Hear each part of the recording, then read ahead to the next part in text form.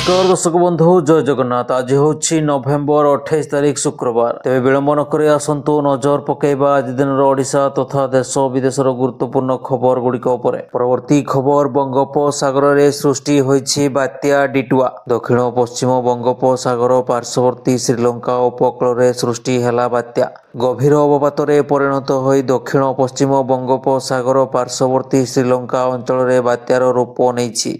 तेज बात्यार प्रभाव ओडिशा रे पड़ुनथिबा बेले संभाव्य बात्यार प्रभाव तमिलनाडु और आंध्र रे रहिबो बोली विभिन्न मॉडेल आकलन करिछि। तेबे श्रीलंका उपकूल रे सृष्टि होइतिबा संभाव्य बात्यार प्रभाव रे नवेम्बर 30 रु डिसेम्बर 2 तारिख भितरे राज्यर दक्षिण ओडिशार किछि जिल्ला मानकरे वर्षा सामान्य होई पारे बोली पूर्वानुमान करा जाउछि।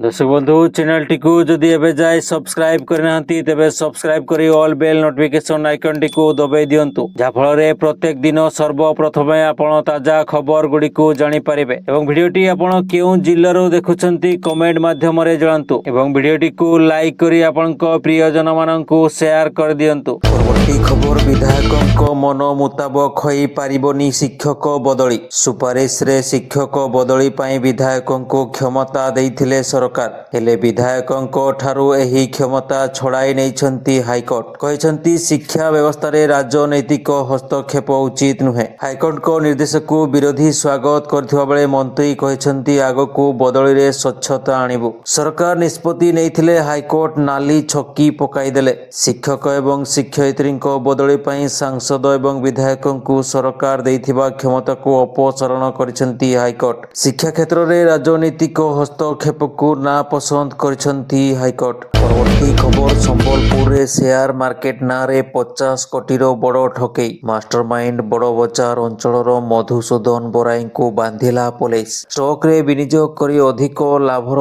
थप दे ठकुथिला एक निर्दिष्ट संस्था। मोट 50 कोटी टंकार ठकई होइथिबा बेले एथिरो 20 कोटी ऑनलाइन ट्रांजैक्शन रो प्रमाण संबलपुर पुलिस हाथ रे लागिछि। 47 जन प्राय 20 कोटी टंका विनियोग करिसंती। सरकारी बाबू भी एथिरे निवेश करथिबा जणा पड़िछि। एही ठकई रे मास्टरमाइंड संबलपुर बड़ बजार अंचलर मधुसूदन बराई जहाको पुलिस बांधिछि।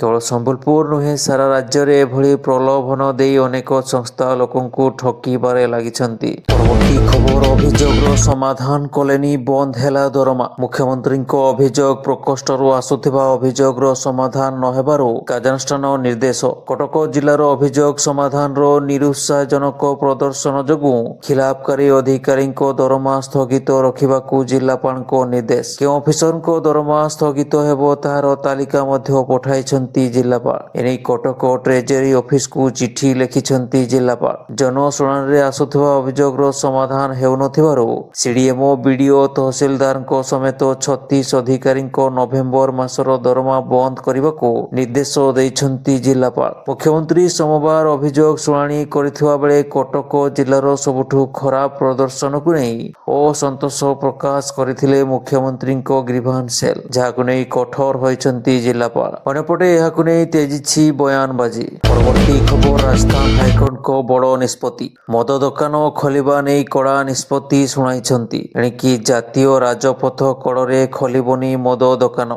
जातीय राजपथ कड़े सहजरे मद मिलिबा द्वारा दुर्घटना संख्या बढ़ुथिबा नहीं हाईकोर्ट एही निष्पत्ति नैछंती। कोर्ट स्पष्ट निर्देश देइछंती जे राज्य एवं जातीय हाईवे रे 500 मीटर व्यवधान मध्य थिबा समस्त मद दुकान तुरंत हटाई दिया जाऊ। हाईकोर्ट को एही निष्पत्ति पर राज्यर प्राय 1102टी मद दुकान सीधासलख प्रभावित हेबाकू जाउछि। कोर्ट राज्य सरकार एवं अबकारी विभाग को 2 मास मध्य समस्त मद दुकान को स्थानांतर करने आदेश देइछंती। सड़क सुरक्षा एवं जनहित को नहीं उठिथिबा मामलार शुणाणी बेले एही निष्पत्ति शुणाइछंती। परवर्ती खबर विधानसभा रे अभिभाषण रखिले विरोधी दल नेता नवीन पट्टनायक। राष्ट्रपति को कले स्वागत कहले आज गौरवर दिन। आम गहन रे उपस्थित अछंती राष्ट्रपति। आमे समस्ते गर्वित ए माटीर झियो आज देशर राष्ट्रपति। सबुठु बड़ कथा है राष्ट्रपति निज पॉलिटिकल कैरियर ओडिशा विधानसभा आरंभ करथिले। आज से देशर राष्ट्रपति। परवर्ती खबर बेतन तहसीलदार को बाली माफिया आक्रमण पर एक्शन रे सरकार। राज्य रे चलिथिबा विभिन्न बालीघाट उपरे चढ़ाऊ को जोरदार करिछि प्रशासन। ବେଆଇନ ବାଲି ଉତ୍ତୋଳନରେ ସାମିଲ ଥିବା ଗାଡ଼ିଗୁଡ଼ିକୁ ଜବତ କରିବା ସହ ମାଫିଆଙ୍କ ବିରୋଧରେ କାର୍ଯ୍ୟାନୁଷ୍ଠାନ ପାଇଁ ପ୍ରସ୍ତୁତି ଚାଲିଛି। ବାଲି ଟ୍ରାକ୍ଟରକୁ ଅଟକାଇବାରୁ ବେତନଟି ତହସିଲଦାରଙ୍କୁ ମାଫିଆଙ୍କ ଆକ୍ରମଣ ପରେ ଆକ୍ସନ ମୋଡରେ ମୋହନ ସରକାର। ତହସିଲଦାରଙ୍କୁ ଆକ୍ରମଣ କରିଥିବା ଅଭିଯୁକ୍ତଙ୍କୁ ବାନ୍ଧିବା ସହ ସାରା ରାଜ୍ୟରେ ଚଢ଼ାଉ ଜୋରଦାର ହୋଇଛି। ପରବର୍ତ୍ତୀ ଖବର ପୁଲିସ ଏସ୍ଆଇ ନିଯୁକ୍ତି କେଳେଙ୍କାରୀକୁ ନେଇ ଆକ୍ସନ ମୋଡରେ ସିବିଆଇ। କୋର୍ଟଙ୍କ ଅନୁମତି ପାଇବା ପରେ 4 ଅଭିଯୁକ୍ତଙ୍କୁ 3 ଦିନିଆ ରିମାଣ୍ଡରେ ନେଇଛି। ଜଣ ଜଣ କରି 4 ଦଲାଲଙ୍କୁ ଝାରପଡ଼ା ଜେଲରୁ କଡ଼ା ସୁରକ୍ଷା ବଳୟ ହେଫାଜତକୁ ନେଇଛି ସିବିଆଇ। ମେଡିକାଲ ଯାଞ୍ଚ ପରେ ସିବିଆଇ କାର୍ଯ୍ୟାଳୟକୁ ନେଇଛି। ଅଭିଯୁକ୍ତ ଦଲାଲ ଲୋକନାଥ ସାହୁ, ତାରିଫ ଅହମ୍ମଦ ଖାନ, ବିଶ୍ୱରଞ୍ଜନ ବେହେରା ଏବଂ ବିଶ୍ୱଜିତ ହରିଚନ୍ଦନଙ୍କୁ ଭୁବନେଶ୍ୱର କାର୍ଯ୍ୟାଳୟରେ ଆରମ୍ଭ କରି ପ୍ରଥମ ଦିନରେ ମାରାଥନ ଜେରା କରିଛି। କେଳେଙ୍କାରୀର କଳା କାରନାମା ଖୋଳତାଡ଼ ପାଇଁ ସିବିଆଇ କାର୍ଯ୍ୟାଳୟରେ ଦେଖିବାକୁ ମିଳିଥିଲା ଆଉ ଏକ ସ୍ୱତନ୍ତ୍ର ଟିମ୍। ସିବିଆଇର ଟେକ୍ନିକାଲ ଦିଲ୍ଲୀ ଟିମ୍ ପହଞ୍ଚିଥିଲା। ଭୁବନେଶ୍ୱରରେ 15 ଜଣରୁ ଅଧିକ ଥିବା ଏହି ଟିମ୍ରେ ରହିଛନ୍ତି ବଛା ବଛା ଆଇଟି ଏବଂ ସାଇବର ଏକ୍ସପର୍ଟ। ବିଶେଷ କରି ତଦନ୍ତ ବେଳେ ମିଳିଥିବା ଡିଜିଟାଲ ପ୍ରମାଣପତ୍ରର ଖୋଳତାଡ଼ ପାଇଁ ଏହି ଟିମ୍ ଭୁବନେଶ୍ୱର ଆସିଥିବା କୁହାଯାଉଛି। ଏହା ସହିତ ଡିଲିଟ୍ କରାଯାଇଥିବା ଡାଟା, ଟଙ୍କା କାରବାରର ଉତ୍ସ ଏବଂ ଦଲାଲଙ୍କ ସହ ଲିଙ୍କରେ ଥିବା ବଡ଼ ବଡ଼ୁଆଙ୍କ ଲିଙ୍କର ହେବ ଖୋଳତାଡ଼। ଏହି ଘଟଣାରେ 50ରୁ ଅଧିକ ପରୀକ୍ଷାର୍ଥୀଙ୍କୁ ଜେରା କରିସାରିଲାଣି ସିବିଆଇ। ପରବର୍ତ୍ତୀ ଖବର ଗହିରିମଠାରେ ସାମୁଦ୍ରିକ ଜମି କିଣାବିକା ମାମଲାରେ ପ୍ରଶାସନର ତତ୍ପରତା। ଗଣମାଧ୍ୟମରେ ବାରମ୍ବାର ଖବର ପ୍ରସାରଣ ପରେ କେନ୍ଦ୍ରାପଡ଼ା ଜିଲ୍ଲାପାଳଙ୍କ ନିର୍ଦ୍ଦେଶ କ୍ରମେ ତଦନ୍ତ ଆରମ୍ଭ କଲେ ରାଜନଗର ତହସିଲଦାର। ସମୁଦ୍ର ଗର୍ଭକୁ ଚାଲି ଯାଇଥିବା ଜମିକୁ ସରକାରୀ ଖାତାକୁ ଅଣାଯିବ ବୋଲି ସେ କହିଥିଲେ। ରାଜନଗରର ଗହିରିମଥା ସାମୁଦ୍ରିକ ଅଭୟାରଣ୍ୟ ଅଞ୍ଚଳର ଜମି ବିକ୍ରି ଘଟଣାର ଆରମ୍ଭ ହେଲା ଖୋଳତାଡ଼। ତଦନ୍ତ ପରିସରଭୁକ୍ତ ହେଲା ସମୁଦ୍ରର ଏକର ଏକର ଜମିକୁ ବେଆଇନ ଭାବେ ବିଭିନ୍ନ କମ୍ପାନୀ କିଣିବା ମାମଲା। ପରବର୍ତ୍ତୀ ଖବର ବର୍ତ୍ତମାନ ରାବଲପିଣ୍ଡି ଜେଲରେ ଥିବା ପାକିସ୍ତାନର ପୂର୍ବତନ ପ୍ରଧାନମନ୍ତ୍ରୀ ଇମ୍ରାନ ଖାନଙ୍କ ମୃତ୍ୟୁର ଅପୁଷ୍ଟ ଦାବିକୁ ନେଇ ସୋସିଆଲ ମିଡିଆରେ ବ୍ୟାପକ ଗୁଜବ ସୃଷ୍ଟି ହୋଇଛି। ପ୍ରଥମେ ଆଫଗାନ ଟାଇମ୍ସ ନାମକ ଏକ ହ୍ୟାଣ୍ଡେଲ ସୂତ୍ରରୁ ଖବର ଦେଇଥିଲା ଯେ ପୂର୍ବତନ ପିଏମଙ୍କୁ ରାବଲପିଣ୍ଡିର ଆଡିଆଲା ଜେଲରେ ହତ୍ୟା କରାଯାଇଛି। ତେବେ ଏହି ସମସ୍ତ ଗୁଜବ ଏବଂ ଦାବି ଅପ୍ରମାଣିତ ଏବଂ କୌଣସି ବିଶ୍ୱସନୀୟ ସଂସ୍ଥା ଦ୍ୱାରା ଏହା ନିଶ୍ଚିତ କରାଯାଇନାହିଁ। ଇମ୍ରାନ ଖାନଙ୍କୁ ଜେଲରେ ଏକାନ୍ତ କାରାବାସରେ ରଖାଯାଇଛି ଏବଂ ତାଙ୍କ ପରିବାରଙ୍କୁ ଭେଟିବାକୁ ଦିଆଯାଉନାହିଁ ବୋଲି ରିପୋର୍ଟ ପ୍ରକାଶ ପାଇବାର କିଛି ଦିନ ପରେ ଏହି ଗୁଜବ ସାମ୍ନାକୁ ଆସିଛି। ଏହା ମଧ୍ୟ ରିପୋର୍ଟ ହୋଇଛି ଯେ ଆଡିଆଲା ଜେଲ ବାହାରେ ଧାରଣା ଦେଇଥିବା